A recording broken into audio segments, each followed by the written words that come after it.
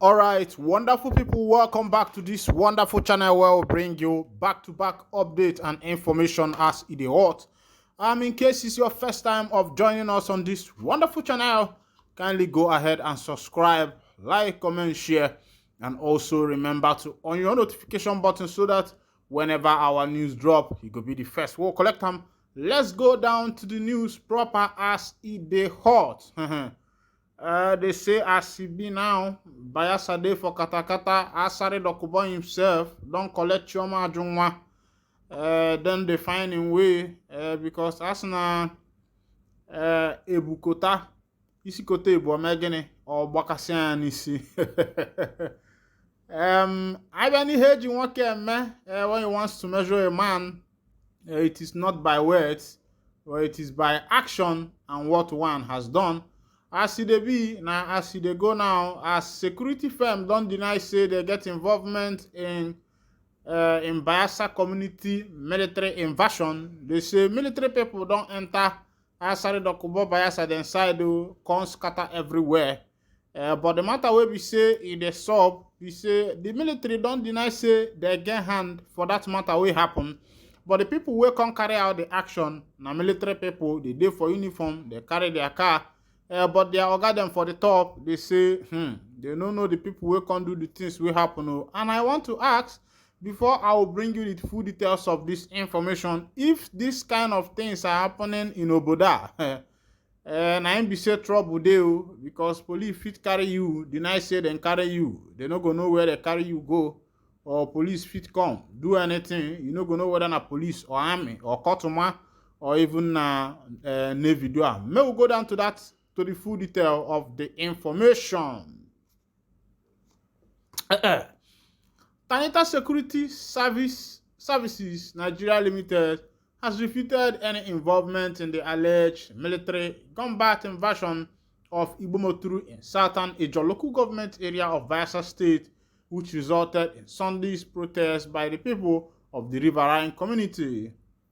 The firm stated this in a statement signed by its coordinator, Bayelsa Operations, Joshua Masiva, on Monday, while reacting to a media report on the incident and the claims of the community.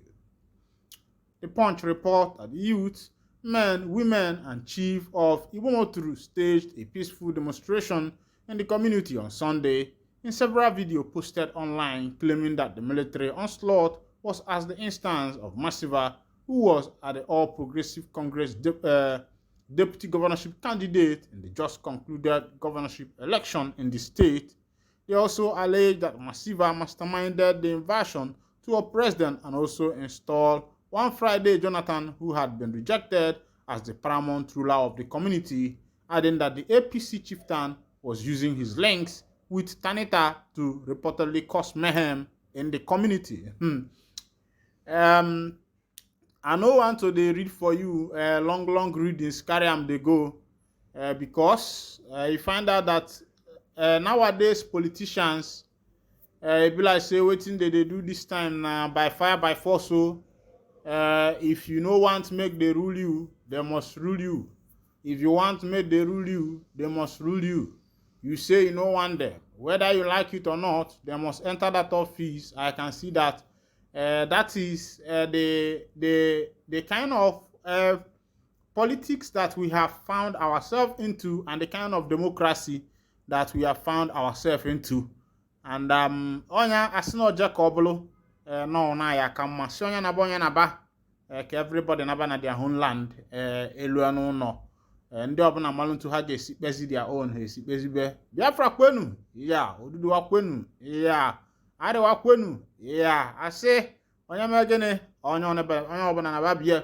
The council Thomas Nnamdi Kanu Aloy Ejimako don't talk say he say he have some reasons we be say Nnamdi Kanu will never be tried in any Nigerian court. Now Aloy Ejimako na in they talk this one say as he be say Mazi Nnamdi Kanu will never be tried again in any Nigerian court. Let's go for the full details of that information and see Aloy Ejimako's reason. He said more reasons Nnamdi Kanu can never be tried in any Nigeria court by Aloy Ejimako following his infamous extraordinary rendition. Mazi Nnamdi Kanu was on 29th of June 2021 secretly arraigned and without benefit of his counsel of record before the Federal High Court, Abuja, on the 4th count pre-rendition charges standing against him as of that date. The charges were namely treasonable felony, conspiracy to commit treasonable felony, illegal importation of radio equipment, and defamation of President Buhari. In extradition practices, these charges are known as pre-extradition charges or pre-rendition charges, such as this particular case.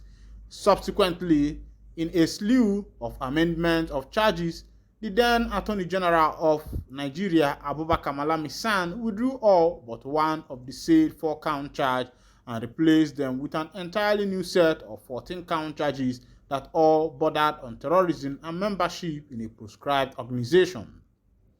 In the course of time, the Federal High Court, pursuant to application made, reduced the charges to 7-count charge that were later quashed by the Court of Appeal, thus leading to the celebrated judgment discharging Nnamdi Kanu and barring his trial in Nigeria. Without prejudice to any live judicial proceedings currently pending and concerning Nnamdi Kanu, the public has a right to be informed of whether, after the rendition, it is legal for the Attorney General to abandon the pre-rendition charges and array a whole new regime of charges against Nnamdi Kanu post-rendition. A simple answer is that it is illegal, and below are the reasons.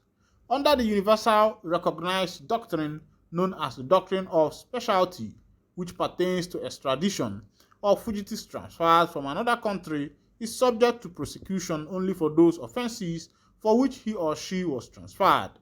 But where his transfer failed, the muster of the law or constituted a rendition, he is not to be subjected to any trial or detention but promptly returned to whence he was brought.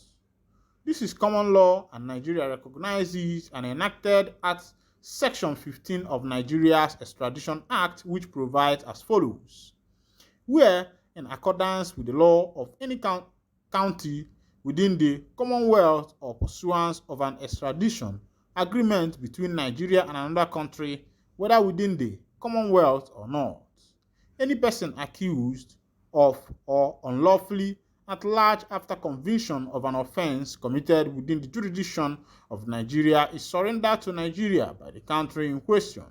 Then, so long as he has not had a reasonable opportunity of returning to that country, that person shall not be detained, whether under this act or otherwise, tried or otherwise dealt with in Nigeria, or in respect of an offense committed by him before his surrender to Nigeria, other than a. the offense for which he was surrendered, or any lesser offense which may be proved by the facts of which his surrender was granted, or b.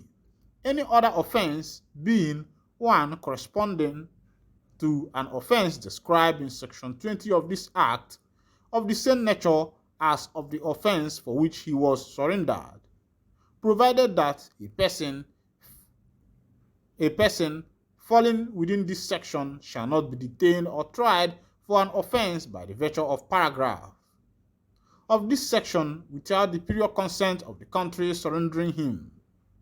To be sure, the foregoing provisions were, as regards Nnamdi Kanu, breached in all their material particulars. First, as of the 19th June 2021, when Nnamdi Kanu was abducted in Kenya, he was facing a 4-count charge, none of which included or bordered on terrorism or proscribed organization. Today, the charges have been expanded to 14 new counts, of which virtually bordered on terrorism. Unarguably, this is a clear violation of the doctrine of specialty, especially in view of the proviso that a person falling within this section, i.e. Section 15 of Nigeria Extradition Act, shall not be detained or tried for any new offense without the prior consent of the country surrendering him. This is also a double whammy. Assumes a double whammy because bringing up these new charges assumes he is, consequent upon the rendition, triable for the pre-existing charges, which is wrong. In this particular case, the surrendering country is Kenya, and there is no evidence that her consent was obtained before these new 14-count charges were brought to be sure. This section 15 of Nigeria Extradition Act is ironclad, as it went further to absolutely bar detention and trial of such person under any other law, like the Administration of Criminal Justice Act (ACJA) or the Terrorism Prevention Act, which the prosecution had sought to use in Nnamdi Kanu's case. To be clear, this is evident from the opening provision of Section 109 of ACJA, which made commencement of criminal proceedings subject to the provision of any other law. In this case, that other law is the said Section 15 of Extradition Act, because Kanu was brought from another country, and by the rules of conflict of laws, the Kenyan Extradition Act also applies in the same tenure. My people, when I don't see as they go, all this big English where you hear be say, waiting alloy ejimako they try tell you be say, as they be, according to the law, say Nnamdi Kanu, they no supposed to try him again for any Nigerian court.